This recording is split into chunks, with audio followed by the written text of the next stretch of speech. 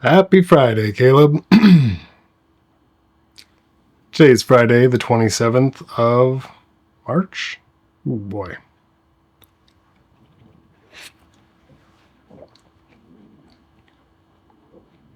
Yeah, nothing like cold beer in the morning. Smells like victory? Yeah. Anyway, today is an interesting topic, I think, because the idea of Andrei Tarkovsky has been on my mind a lot lately. The idea of Tarkovsky, the life, the works, the filmmaking accomplishments, the theories of Andrei Tarkovsky have been something I've been thinking about a lot lately because I've been reading a biography about him, which it's on my phone and my iBooks app. So since again my phone's controlling the camera, I can't really look at my phone right now to see who the author was. I should have wrote that down. It'll be in the description of the video. I'll give the author credit. But anyway, it's a pretty straightforward, pretty basic biography, but it's filled in a few gaps that I wasn't previously aware of. I do currently own all of his movies on Blu-ray or 4K, although the two latter films of his, Nostalgia and Sacrifice, are on 4K. They're not in HDR, which is unfortunate, but you know, what can you do? I haven't watched Sacrifice yet, but Nostalgia was a pretty good bump in terms of image quality from the Blu-ray to the 4K, because I previously owned the Blu-ray. One of those ding-dongs that whenever there's a 4K disc update of a film that they already own, if it's a film that I really like or really have an interest in, because I can't say I really like Nostalgia that much, I almost always upgrade it. So I did that. Anyways, but what is interesting is I do own a couple books on Tarkovsky, and so I was also reading his, not autobiography, but a collection of his, put it over here. There we go. There we go, right there. Tarkovsky. I'm trying to get the thumbnail image. But yeah, Tarkovsky, Sculpting in Time, which he wrote with, I thought he wrote it with a film critic from Russia, but she's not listed.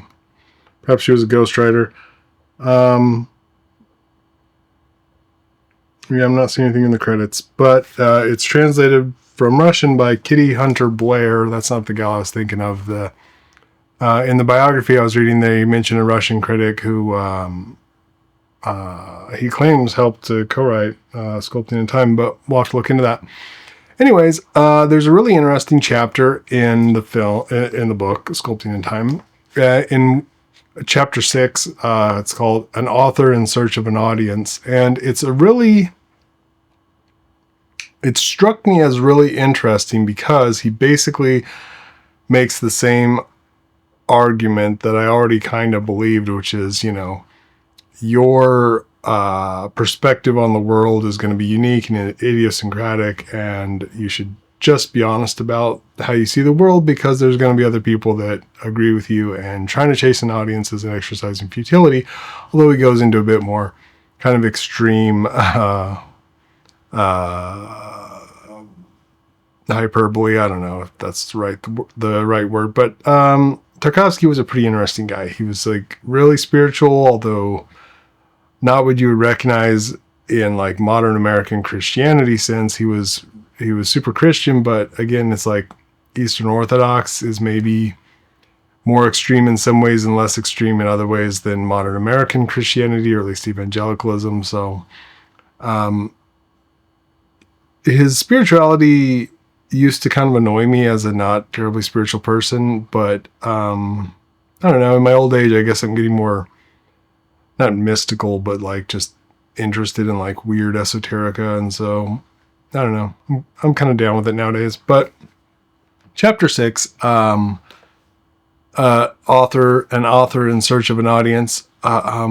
A lot of what he said and how he said it struck me as being very similar to David Lynch. In the David Lynch books I've read and in interviews I've seen with him, they use very similar means, I guess, of expressing their ideas of how to relate to an audience and what the responsibility of an artist to an audience even is. And so, yeah, it's just something I've been thinking a lot about lately, because I was like, I've been interested in like slow cinema, and the film I'm working on for this month is taking some of the old footage that we shot back in 2021 and trying to recycle that into something interesting and usable. Because like we shot a bunch of this footage all those years ago, and it was for a different idea that I had back then, and that idea is not really relevant anymore, or I'm not that interested in it. So I've been trying to kind of rework it into a different thing, and I keep getting struck by the thought that, does any of this make sense? Is this relevant at all? Will anybody want to watch this? And that's kind of the things that Tarkovsky talks about in this chapter, especially, is that he doesn't argue that an artist has no responsibility to an audience, but he also says that he doesn't think about his audience when he's making his films, because, like, what are you gonna, like, who is this audience? He says you can only think about, how do you feel about a thing? What is interesting to you? Put it out there into the world and see who it resonates with, because it's going to resonate with somebody, even if that's a very small number of people or a larger number of people. But, he basically talks a lot about what we would say in modern parlance is not selling out. And he ends the chapter with a really interesting quote that I'd like to read verbatim. First, wet the whistle, right? Get a little swig of beer. So, now we're going to hear James do some reading. Always awesome. Got my little bookmark here. It's I don't know if you can see it. It's a like a trading card. Deaf Crocodile puts out these trading cards. They're cute. I got a couple of them. Deaf Crocodile, very cool. Boutique physical media label. But anyway, here is some Andrei Tarkovsky from his book. Mirror. Right. He's trying to look in the mirror. From his book, Sculpting in Time. Sculpting in Time, Andrei Tarkovsky. Jesus H. If you try to please audiences uncritically accepting their tastes, it can only mean that you have no respect for them. That you simply want to collect their money, and instead of training the audience, giving them inspiring works of art, you're merely training the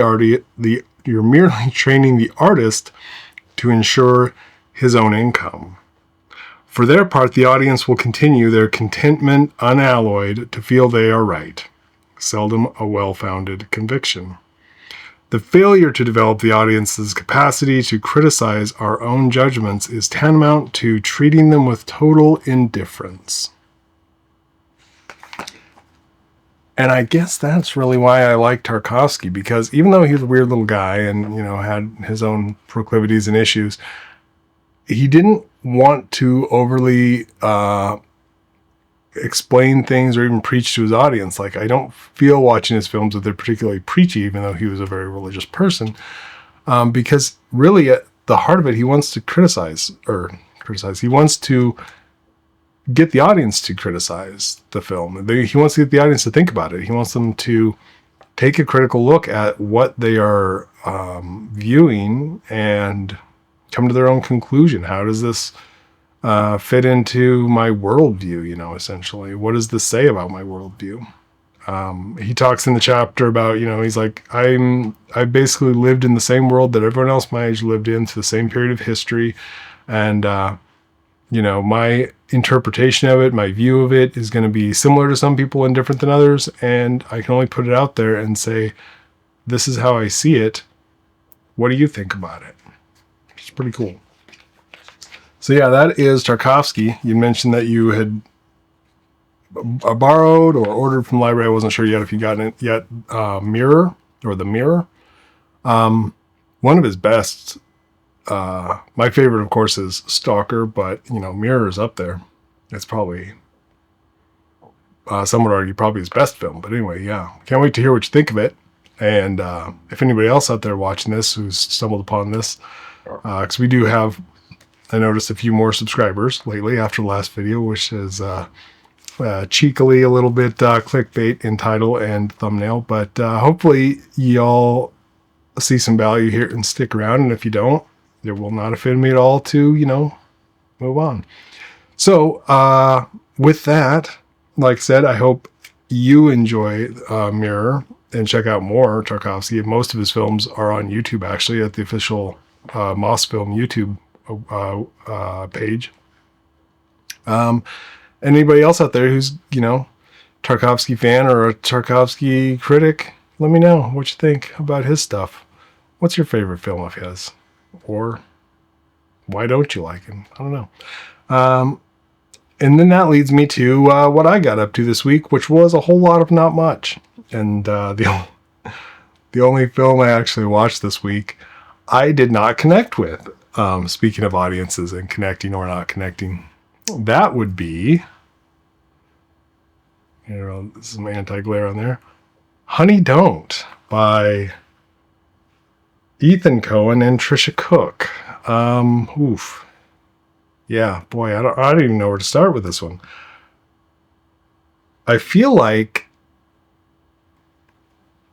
it's making me reevaluate all these years of enjoying Coen Brothers films, because I'm looking at this, and I think I even said this on my review on Letterboxd. I was like, what?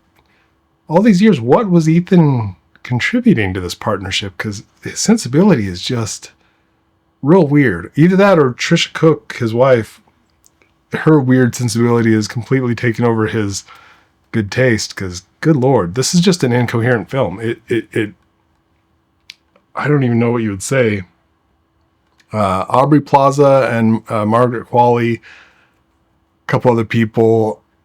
It's just a series of random events that have hardly any connection to each other. It's real, I don't know. It's not, in my opinion, it was not good. But like I said, there may be somebody out there that totally connects with this and thinks it's the best film ever. And hey, if you're some kind of a pervert that likes to see Aubrey Plaza and Margaret Qualley in a pretty hot, sexual situations, there's certainly something to enjoy in this film. But other than that, I didn't find really much going for it. So, you win some, you lose some, right?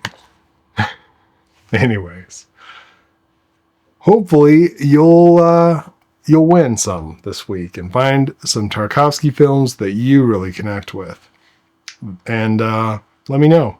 I did see your film for the month just dropped, and I haven't checked it out yet, but I will get right on that. So have a good weekend, and everybody else out there in Intertubes land, have a good weekend as well.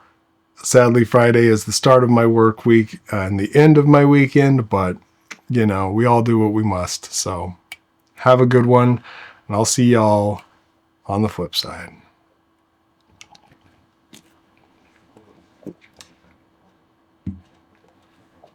Bye-bye.